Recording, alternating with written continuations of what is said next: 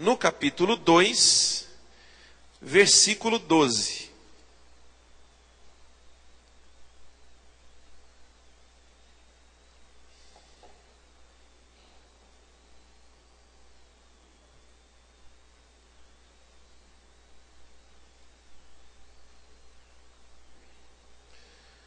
João, capítulo 2, versículo 12.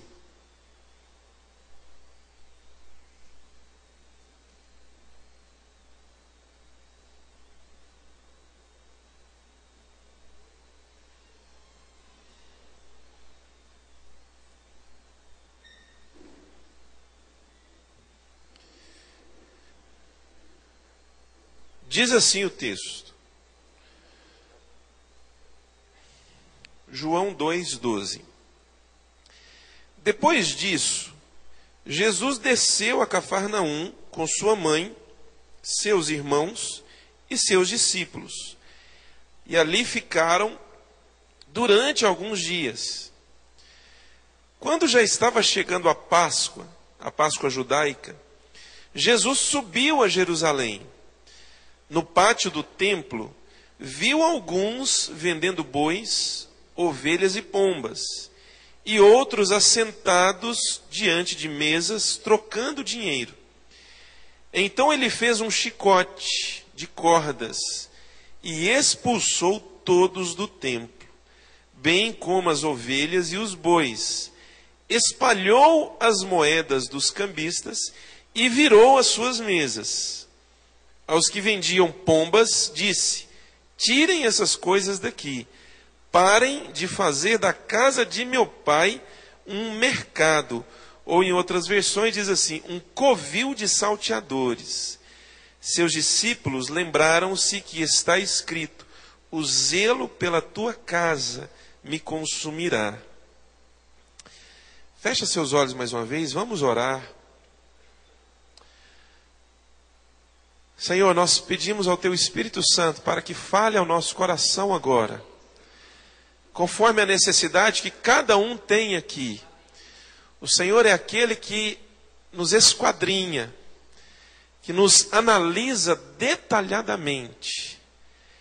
Cada coração aqui, Senhor, cada pessoa que está aqui agora, o Senhor conhece, e conhece muito bem. Então nós pedimos para que o Teu Espírito Santo fale e traga uma palavra revelada ao nosso espírito. Uma palavra de confronto, de conforto, de consolo. Mas algo, Senhor Deus, que possa ir nos levando a uma mudança de comportamento. Em nome do Senhor Jesus. Amém. Irmãos, eu confesso para vocês que eu já li esse texto aqui várias vezes. E eu tentei olhar em algumas traduções, olhar nos originais. Hoje é muito fácil você consultar originais da Bíblia, né? Qualquer Bíblia que você baixa no celular, ou você baixa para o computador, tem lá grego, hebraico, enfim, tem de tudo. Hoje não é difícil você consultar. Eu tenho várias Bíblias em casa, eu tenho Bíblias em outras línguas, eu tenho Bíblia em Makua, que é uma língua lá que eles falam em Moçambique, eu tenho Bíblia em Hindi. Irmãos, eu já tentei ler esse texto aqui várias vezes, porque quando você olha isso aqui, a imagem que nós temos de Jesus não bate com o que a gente lê. Porque Jesus aqui entra no templo, irmãos, faz um chicote de cordas e sai dando chicotada em todos aqueles que estavam vendendo bois, vendendo ovelhas, vendendo pombos lá dentro do templo. E se você for ler esse texto aqui em outros evangelhos, você vai ver mais alguns detalhes. Jesus aqui estava irado. Ele estava bravo mesmo. E ele chega, irmãos, assim, ele mete o pé na mesa dos cambistas. Cambistas eram aqueles que trabalhavam com câmbio, troca de moeda, né? vinham pessoas de várias localidades ali para Jerusalém, e eles trocavam, né? Quando você vai viajar, se você for, por exemplo, para Moçambique, você precisa trocar o seu dinheiro por dólar no aeroporto. Quando você chegar em Moçambique, você tem que trocar por meticais, que é a moeda de lá. Se você for para a Índia, você troca por dólar aqui, e lá você troca por rupia indiana. Então, isso que eram os cambistas. Jesus chega lá, irmãos, e mete o pé na mesa, derruba tudo. Você pode imaginar Jesus fazendo isso? Mas Jesus não é amor, pastor? Deus é amor. Jesus não é aquele, né, que curava os enfermos. Jesus era aquele que curava os enfermos. Jesus não é aquele que falou: vinde a mim, todos os que estão cansados e sobrecarregados, e eu vos aliviarei. Jesus falou isso mesmo. Mas então, irmãos, assim, não bate muito bem, porque quem vai imaginar que Jesus ficou irado? Imagina Jesus chegando numa feira, mete o pé na banquinha de alface, joga tudo no chão. Foi isso que ele fez ali no templo. E a verdade, irmãos, é que a palavra de Deus, ela não se engana. Diga assim comigo: a palavra de Deus é a verdade. Diga assim comigo: o que a Bíblia diz... Não, bem forte, você vai dizer bem forte. O que a Bíblia diz é a verdade. Diga assim comigo: a Bíblia diz o que ela está querendo dizer. Jesus realmente fez isso, não tem outra interpretação para cá. E aí você vai analisar qual foi o contexto, por que Jesus agiu dessa forma. E no final ele fala uma coisa interessante aqui, né, que os discípulos lembraram que há uns tempos atrás Jesus havia falado que o zelo por tua casa me consumirá. Deixa eu mostrar para vocês o contexto aqui, irmãos. Todo esse comércio, esses mercadores, esses cambistas, eles estavam no pátio do templo. O templo era um local sagrado. Era um local que foi erguido para adoração a Deus. E existia uma série de regras, uma série de rituais até, para todo aquele que quisesse ir adorar no templo. Em outras palavras, irmãos, ali não era lugar daquilo. Ali no templo não era lugar de estar se praticando comércio. Ali no templo não era lugar de estar trocando dinheiro. A casa de Deus, ela seria chamada casa de oração para todas as nações. Diga assim: o templo de Deus, bem forte, o templo de Deus não é lugar para qualquer coisa que não seja adorável a Deus. O templo de Deus não é lugar para qualquer coisa que não seja aceitável a Deus. E com o decorrer dos anos, irmãos, o templo nem sempre foi assim. Houve épocas em que o templo ele era muito respeitado. A presença de Deus estava ali. Os cultos eram feitos da maneira correta, os sacrifícios eram realizados da maneira correta, mas com o passar dos anos, eles foram perdendo o zelo pelo templo, e eles foram se esquecendo daquilo que era essencial na vida de um adorador. Eles foram se esquecendo, irmãos, daquilo que realmente agradava a Deus.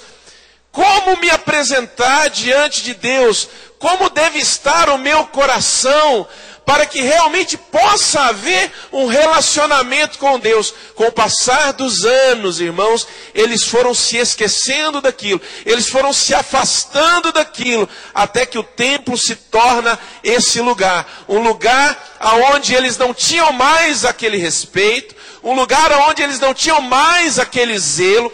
Um lugar onde, para eles agora, eles podiam fazer qualquer coisa, inclusive ganhar dinheiro.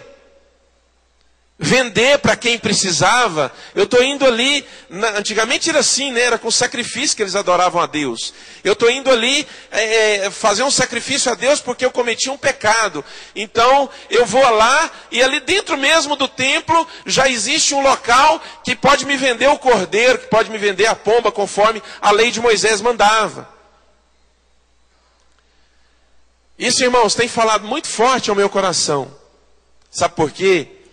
Porque muitas vezes nós, no decorrer dos anos, nós vamos deixando de dar valor a uma vida espiritual genuína, a um relacionamento genuíno com o Senhor.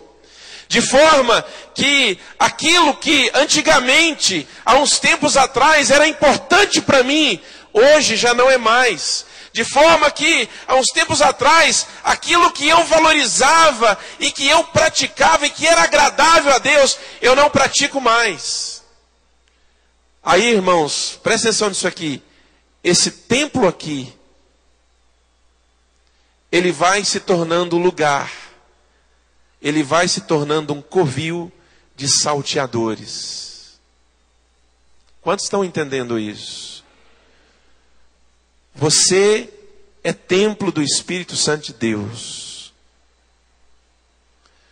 O seu corpo é um templo do Espírito Santo de Deus. Agora, irmãos, o que tem me preocupado é que talvez por causa das pressões do mundo, é que talvez por causa dessa época e desse contexto em que nós vivemos, em que, sabe, parece que a mentalidade pecaminosa, a mentalidade rebelde a Deus, ela tem sido, parece que muito forte nessa época. Isso muitas vezes vai nos esfriando, irmãos. Isso muitas vezes vai nos afastando de um genuíno relacionamento com o Senhor. De forma, irmãos, que nós vamos deixando de valorizar muita coisa na nossa vida. E que deveria ser valorizado.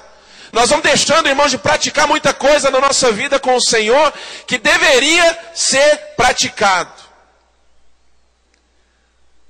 Esse fim de semana, nós estávamos lá em Primavera do Leste, em Mato Grosso. E é interessante, eu ministrei ontem à noite, mas nós estávamos lá desde quinta-feira. E é interessante porque um dos textos mais lidos lá pelos pastores que foram ministrar foi esse aqui, ó. Abre aí, Lucas, Evangelho de Lucas, está antes de João. Lucas, capítulo 21, versículo 34. Vários pastores leram esse texto. E não é porque estava copiando um do outro. Você via que realmente era genuíno. Eles estavam ministrando e na ministração eles tinham preparado para ler esse texto. Engraçado. Irmãos, esse texto aqui foi lido assim mais de 4 vezes. Eu só não vou jogar mais para não correr o risco de ser exagerado. E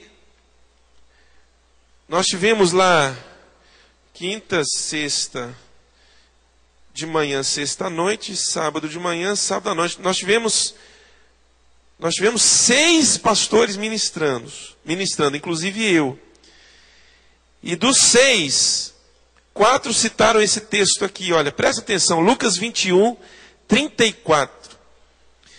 Ele diz assim, ó, tenham cuidado para não sobrecarregar, diga assim comigo, sobrecarregar.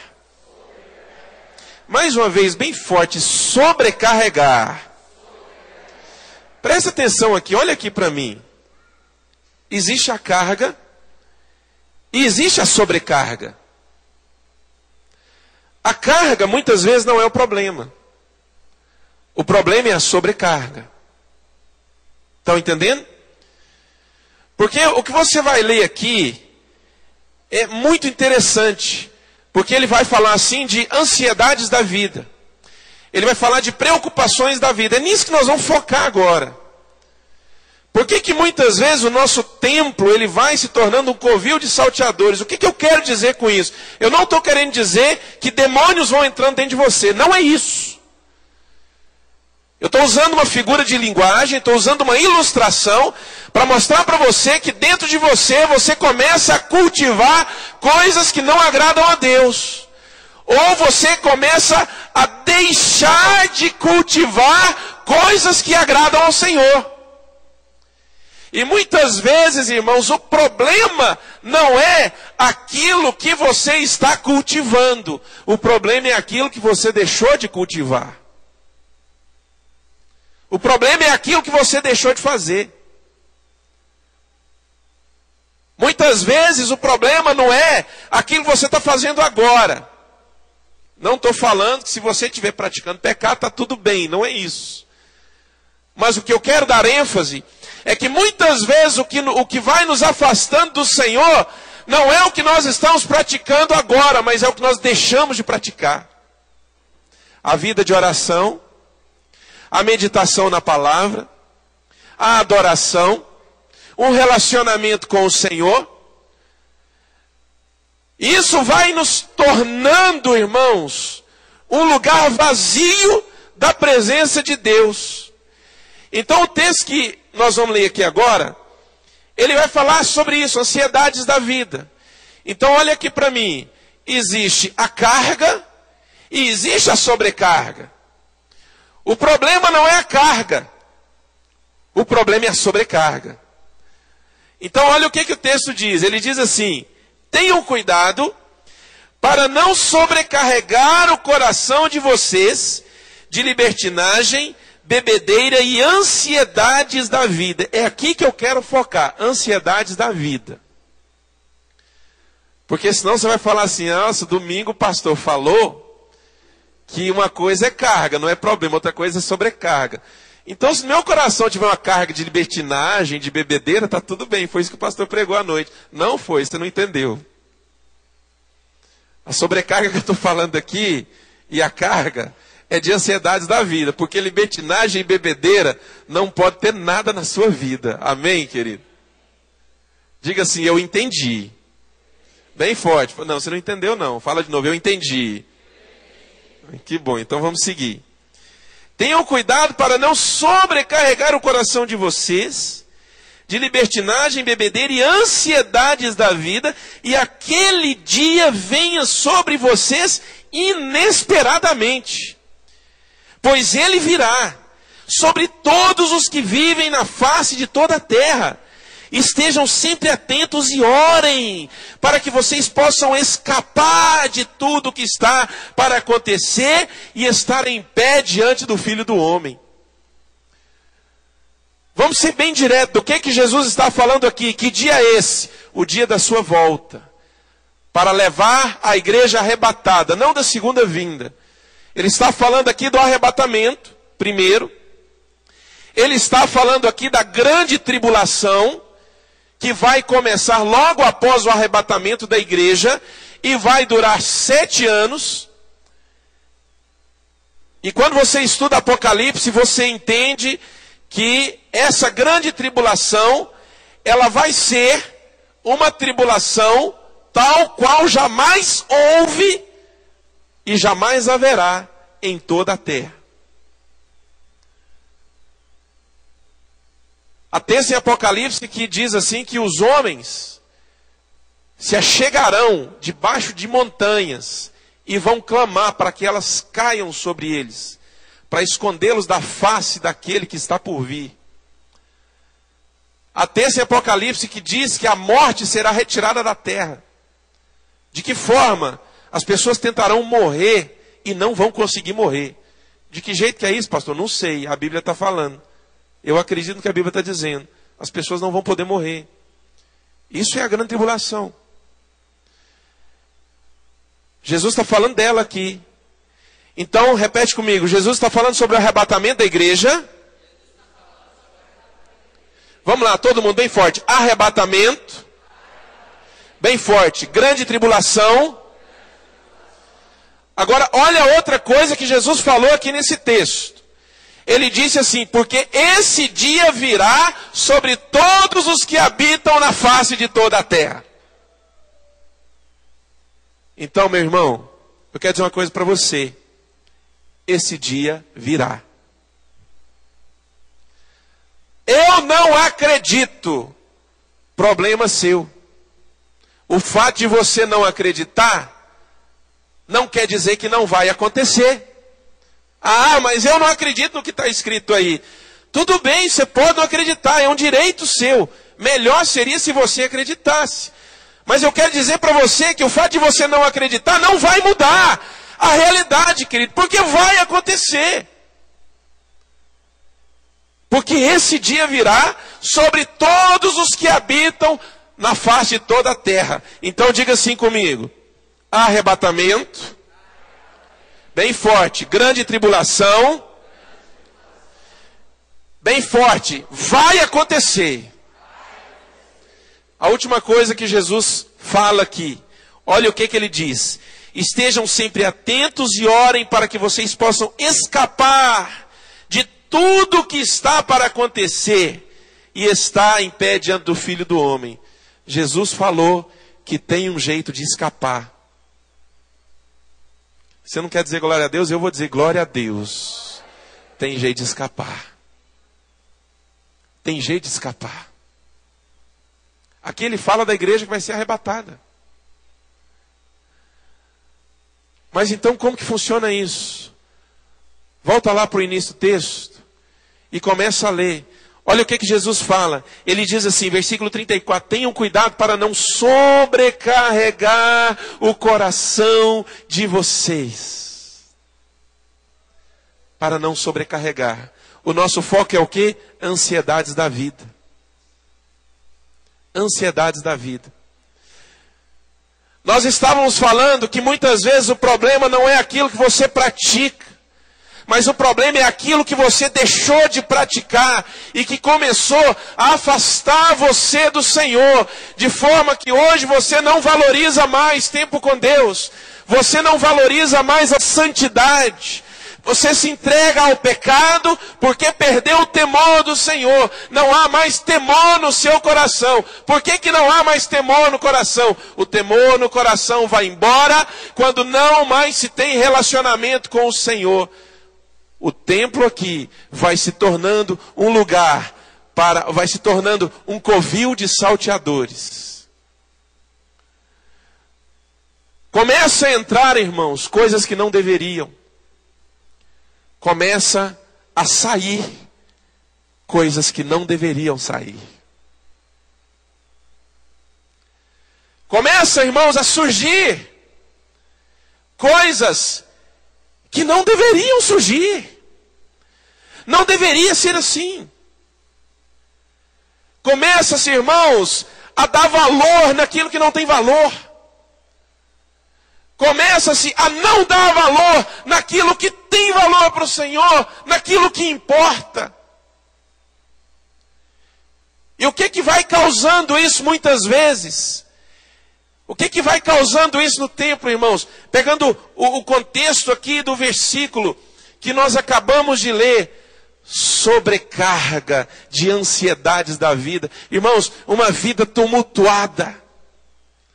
Aonde não se para nada.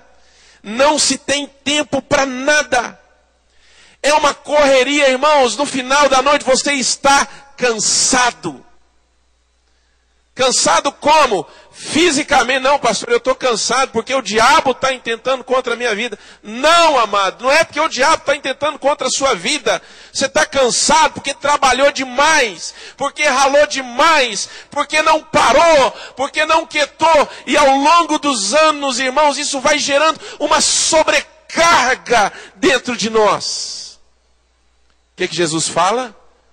Tenham cuidado para não sobrecarregar o coração de vocês de ansiedades da vida, e esse dia pegue vocês inesperadamente. Essa sobrecarga, ela vai fazendo com que nós vamos perdendo a visão do reino, das coisas celestiais, E de repente aquele dia vem e te pegou inesperadamente. E o pior não é isso. Vou falar para você o que é pior. Eu vou falar agora para você o que é pior do que isso. Sabe o que é pior do que isso? Porque aquele covil de salteadores, que o texto diz, aqueles mercadores, aqueles cambistas, eles estavam dentro do templo. Eles estavam ali no átrio. O templo era dividido, o templo lá em Jerusalém, ele era dividido basicamente em 3 partes. Ele tinha ali no tabernáculo o lugar santo, ele tinha o átrio, o lugar santo e o santíssimo lugar. O santíssimo lugar era onde ficava a Arca da Aliança. Então eles estavam ali no átrio. Sabe o que significa isso? Por fora o templo continuava o mesmo, esplendoroso. Quem olhava de longe não via o que tinha lá dentro. Quem olhava de longe via as paredes do templo. Olha o templo de Jerusalém. Que coisa extraordinária, vamos lá adorar. Está tudo bem com o templo? Está tudo bem. Você está olhando direito? Está olhando. Então tá bom, vamos dar uma volta completa no templo, por fora, para a gente ver se está tudo bem. Não, está tudo bem? Está tudo bem. Mas quando se entra lá dentro, se vê o que está acontecendo. Amado, presta atenção. Muitas vezes aqui dentro se tornou um covil de salteadores. Mas exteriormente está tudo bem. Tem se criado, irmãos, uma máscara, sabe, uma casca, em que você olha e parece que está tudo bem, parece com crente, porque ele se veste como um crente, parece com crente, porque ele fala como um crente, parece com crente, porque ele vai na igreja. Parece com um crente, porque na hora do louvor ele até faz um esforçozinho e canta. Parece com um crente, porque defende os crentes. Parece com um crente, porque ouve música gospel. Parece com um crente, porque tem a Bíblia no celular. Parece com um crente, porque vai em algumas programações da igreja. Mas por dentro, deixou de ser crente há muito tempo. Por quê? Não tem relacionamento com o Senhor. Por dentro já não tem mais nada. Por dentro o templo está vazio. Ou está cheio, irmãos, de coisas, como eu disse, que não deveriam mais existir e que vai tornando... Irmãos, presta atenção. Muitas vezes, irmãos, a nossa aparência, ela pode enganar. Você pode olhar o templo pelo lado de fora e falar, é o templo. Mas, querido, quando lá dentro não há as coisas que deveriam haver e há coisas que não deveriam haver, exteriormente, no meu comportamento, eu vou mostrando que eu não tenho mais o Senhor. Quantos estão entendendo isso, irmãos? Vou te mostrar outra coisa pior do que essa ainda. Abre aqui, Mateus capítulo 7. É só você voltar na sua Bíblia. Mateus está antes de Lucas e antes de Marcos. Mateus capítulo 7.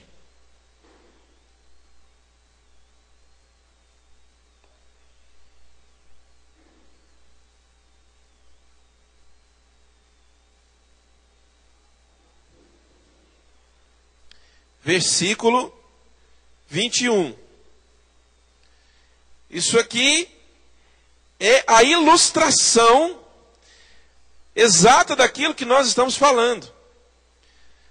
Diz assim, ó, Mateus 7, 21. Nem todo aquele que me diz Senhor, Senhor, entrará no reino dos céus. Olha para mim, igreja. O que está dizendo aqui? Nem todo aquele que me diz Senhor, Senhor, entrará no reino dos céus. Irmãos, isso é muito sério. Porque é só você ver alguém falando Senhor, Senhor. É só você ver alguém falando jargões evangélicos, que você acha que é crente e está tudo bem. Mas olha, aqui é Jesus que está falando. Jesus está falando assim, nem todo o que me diz Senhor, Senhor, entrará no reino dos céus. Vamos continuar no texto. Mas apenas aquele que faz a vontade de meu Pai que está nos céus. Muitos me dirão naquele dia, Senhor, Senhor, não profetizamos em teu nome? Em teu nome não expulsamos demônios? Em teu nome não realizamos muitos milagres? Então eu lhes direi claramente, nunca os conheci. Afastem-se de mim, vocês que praticam o mal. Olha para mim, igreja. Pior do que nós estávamos falando agora há pouco, é isso aqui. Sabe o que ele está dizendo aqui? Pessoas exercendo seus ministérios no reino de Deus, com uma vida de pecado por trás. Pastor, mas como que pode? Alguém vivendo uma vida de pecado, mas fazendo milagre, expulsando demônio. Irmãos, para mim também é estranho. Mas há um texto da palavra de Deus que diz que o dom de Deus e a unção do Espírito Santo é irrevogável. Uma vez que é dada, ela não é tirada mais, mesmo que haja pecado na vida daquela pessoa. Olha só que interessante. E essas pessoas aqui, irmãos, elas continuaram exercendo os seus ministérios. O templo se esvaziou, se tornou um covil de salteadores, se tornou um lugar de mercadores, se tornou um lugar onde se cultivava aquilo que não era para se estar. Não tinham mais um relacionamento com Deus, mas eles continuavam expulsando demônios. Eles continuavam curando enfermos. Eles continuavam fazendo milagres. Por fora, olha aqui, por fora do templo, tudo estava bem. Mas ninguém sabia o que estava lá dentro. Talvez agora você pode entender por que Jesus agiu daquela forma. Irmão, nós estamos vivendo um tempo em que nós precisamos clamar para Jesus, falar assim, Senhor, entra aqui dentro e chuta a mesa dos cambistas e sai dando de chicote em tudo que não tem que estar aí. Jesus, eu quero ver a tua ira dentro de mim. Eu quero ver o Senhor irado dentro de mim. Irado. Quero ver o Senhor com um chicote na mão. Expulsa daí o que não tem que estar aí dentro mais. Porque eu preciso recuperar, Senhor, o temor do Senhor. Eu preciso recuperar, Senhor, o zelo pelo Senhor. Eu preciso recuperar o relacionamento com o Senhor. Eu preciso voltar a dar valor naquilo que para o Senhor tem valor. Eu preciso ser homem para dizer não. Eu preciso ser mulher para dizer não. Eu quis dizer que você precisa ser homem, mulher, você precisa ser corajoso para dizer não para o pecado na sua vida. Não. Não. Aqui não. Ah, vou ficar com raiva. Vai. Vou embora. A porta é ali. Vou ficar de bico. Fique. Vou ficar de mal. Belém, Belém para você. Vocês conhecem do Belém, Belém? É assim, ó. Belém, Belém, nunca mais eu estou de bem. Vou ficar de mal, mas fica. Mas aqui não, irmãos, como nós precisamos disso hoje na nossa vida, irmãos. O mundo tem nos pressionado de tal forma que nós precisamos começar... não precisamos. O mundo tem nos pressionado de tal forma que nós vamos começando a aceitar na nossa vida o que não deveríamos aceitar nunca. E uma coisa eu quero dizer para vocês. O homem de caráter, a mulher de caráter, tem que saber dizer não. Tem que saber dizer não. Vou ficar de mal, fique, vou embora, vá. Quer que eu te mostre a porta? É ali. Vou fazer isso, faça. Mas é não. Sabe o que isso representa? Uma atitude radical da nossa vida. Decisões radicais nós precisamos ter. Assim como Jesus teve. Pegou o chicote e saiu dando chicotada em todo mundo que estava ali, irmãos. Teve gente que saiu com calombo nas costas. E não foi só um, não. Foram vários. Perderam dinheiro. Jesus chutou a mesa, as moedas caiu tudo. Talvez tinha bueiro lá, não sei, estou inventando. As moedas caiu no bueiro. Peraí, deixa eu pegar. Não vai pegar, não. Peraí, vou abaixar, para então abaixa, porque as costas ficam à mostra. E ó, pá! Foi isso que Jesus fez, irmãos. Muitas vezes, irmãos, nós precisamos de atitudes radicais na nossa vida. Sabe para quê? Sabe para quê, irmãos? Para poder escapar no último dia. Lucas 21:34. Estejam atentos, vigiem, orem, para que vocês possam escapar de tudo que está para acontecer e estar em pé diante do Filho do Homem. Quantos querem isso para a sua vida? Eu quero isso para a minha vida, irmãos. Eu quero que aqui de fora seja reflexo do que está aqui dentro. Porque muitas vezes não é. Mas eu quero que seja. Eu sou assim porque aqui dentro está cheio do Espírito Santo de Deus. O que tem aí? Jesus. Tem cambista aí? Não. Tem mercador aí? Não. Tem alguém aí? Tem. Quem? A esposa do pastor que ele ama? Não. Tem Jesus. Põe a mão no seu coração. Fecha seus olhos agora.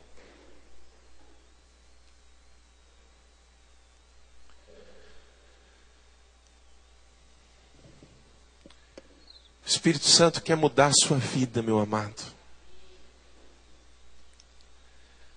Continua com a mão no seu coração, continua com os olhos fechados. Talvez você não é mais quem foi um dia. E deveria voltar a ser. Deveria voltar a buscar a Deus. Deveria voltar, sabe, a se apaixonar pelo Senhor, a querer o Senhor mais do que tudo na sua vida. Porque foi justamente isso que mudou a sua vida. E talvez hoje você está muito longe.